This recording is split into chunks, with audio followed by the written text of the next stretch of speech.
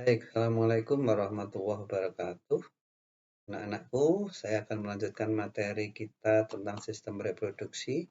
Kali ini yang akan kita bahas yaitu tentang pembelahan meiosis, ya, untuk pembelahan mitosis. Kemarin kita sudah mempelajarinya, sekarang kita akan melakukan pembelajaran yaitu tentang pembelahan meiosis.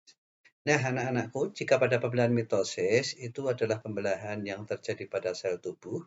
Untuk pembelahan meiosis, ini adalah pembelahan yang terjadi pada sel kelamin, baik sel kelamin jantan yang disebut dengan spermatozoa, ataupun sel kelamin betina yang disebut dengan ovum atau sel telur. Pembelahan meiosis itu akan menghasilkan sel anakan dengan jumlah kromosom setengah jumlah kromosom sel induk. Yang kedua, pembelahan meiosis bertujuan untuk berkembang biak secara seksual, yaitu dalam proses pembentukan gamet. Jadi untuk menghasilkan sel kelamin atau gamet, gametogenesis. Yang selanjutnya, meiosis mengalami pembelahan inti 2 kali, sehingga satu sel haploid 2N akan menghasilkan 4 sel haploid atau N.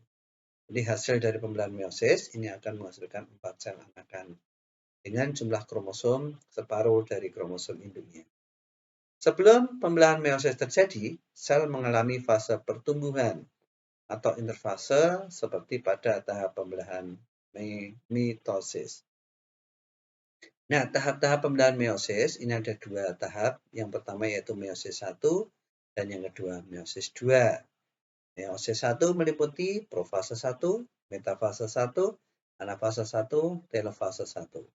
Kemudian dilanjutkan ke meiosis yang kedua yaitu profase 1, metafase 1, profase 2, metafase 2, anafase 2, dan telofase 2. Baik, kita lanjutkan untuk tahap-tahapnya. Kita mulai dari yang pertama yaitu tahap profase. Profase 1 ini ditandai dengan membran inti mulai menghilang. Terbentuk gelondong pembelahan, kromosom menebal dan kromosom homolog saling berpasangan, terjadi pindah silang atau pertukaran segmen molekul DNA yang sesuai di antara 2 kromatid. Jadi di sini nanti ditandai dengan intinya menghilang, terbentuk gelondong pembelahan, kromosomnya menebal, dan terjadi pertukaran DNA. Selanjutnya, tahap metafase yang pertama, kromosom homolog atau tetrat bergerak ke bidang ekuator. Yang ekuator ya, dengan sentromer mengarah ke kutub. Masing-masing kromosom berikatan dengan benang spindle sebagai bagian sentromer. Ini metafase 1, kemudian anafase 1. Kromosom homolog ditarik oleh benang spindle ke arah kutub pembelahan sehingga tetrat terpisah dan kromosom bergerak menuju kutub yang berlawanan. Ini akan berpisah dan akan menuju ke kutub yang berlawanan. Yang kedua, membran sel mulai menekuk di bagian tengah. Membran sel mulai menekuk di bagian tengah. Tujuan anafase 1 yaitu membagi isi kromosom diploid menjadi haploid. Ya, jadi ketika proses anafase 1 ini adalah akan membagi kromosom dari diploid atau 2N menjadi haploid atau N separuh dari kromosom induknya. Selanjutnya tahap telofase 1. Retikulum endoplasma membentuk membran inti di sekitar kelompok kromosom pada kutub pembelahan. Nukleus mulai terbentuk, terjadi sitokinesis yaitu pembelahan sitoplasma menjadi 2 bagian sehingga terbentuk 2 sel anakan dengan kromosom yang sudah haploid. Ini untuk tahap yang pertama. Kemudian dilanjutkan ke tahap yang kedua yaitu profase 2. Ditandai dengan membran nukleus dan nukleus mulai menghilang kembali.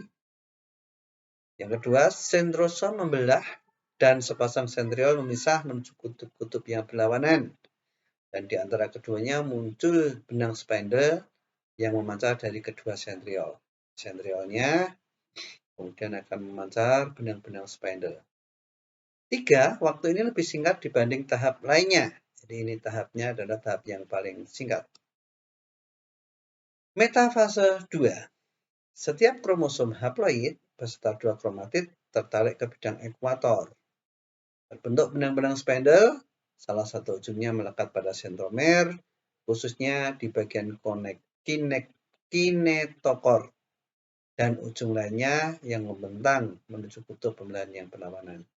Jadi ini akan menuju ke bidang ekuator kromosomnya. Baik, untuk selanjutnya anafase 2. Spindle menarik kromatid menuju ke kutub berlawanan. Yang kedua, kedua kromatid bergerak menuju kutub yang berbeda. Dan yang ketiga, pada akhir anafase membentuk membran sel mulai menekuk. Ya, akan menuju ke kutub yang berlawanan kromatidnya. Jadi di sini akan menekuk, ya, selnya ini nanti akan menekuk, tanda akan adanya pembelahan sel. Kemudian yang terakhir, yaitu tahap telofase 2, kromatid di kutub berubah menjadi benang-benang kromatin. Yang kedua, membran nukleus dan inti haploid terbentuk. Kromosom menipis dan memanjang menjadi benang-benang kromatin. Terjadi sitokinesis sehingga terbentuk 4 sel anakan yang haploid. Di akhir dari pembelahan meiosis adalah 4 sel anakan yang bersifat haploid. Pada tahap yang pertama dihasilkan 2 sel anakan yang bersifat haploid. Kemudian 2 sel anakan yang bersifat haploid akan membelah kembali masing-masing menjadi 2 dan akhirnya yang terakhir akan menghasilkan 4 sel anakan yang haploid. Dan ini terjadi pada saat pembentukan sel kelamin, baik sel kelamin jantan ataupun sel kelamin betina. Baik anak-anakku, untuk pembelahan meiosis saya cukupkan sampai di sini.